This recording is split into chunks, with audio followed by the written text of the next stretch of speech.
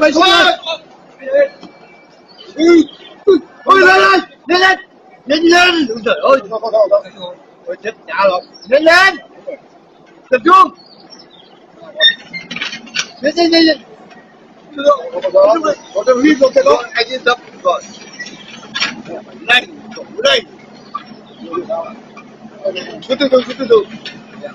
Quá thì rất là cao quá thì vinh quá. Cứ anh em vào nhá. Đúng rồi, cái gì đi tới từ từ.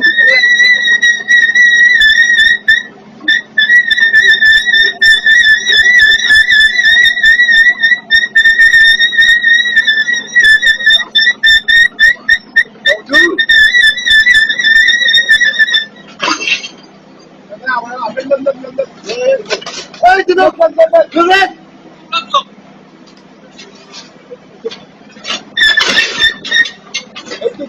Đấy.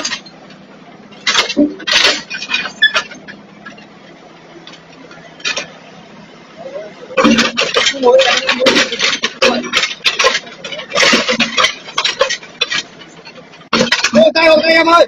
Hộ tay. Lên mấy cái hộ tay nào.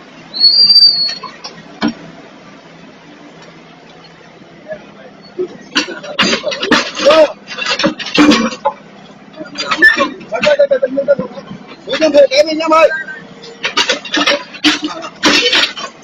Tôi đã bán rồi.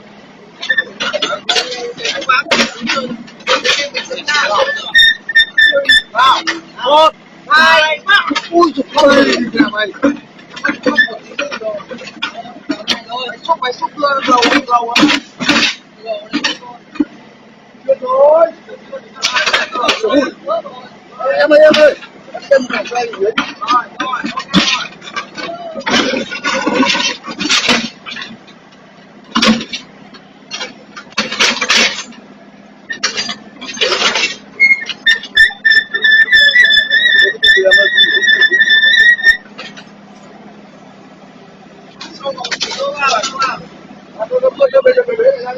Về ngồi ra đấy. Đứng đi. Đứng lên. Ôi. Lăng mày xuống còn không lên được. Có việc gì anh ơi. Kéo cái quần lên thế nào? Kéo quần lên xem có gì không. Đây. Sao lại rơi?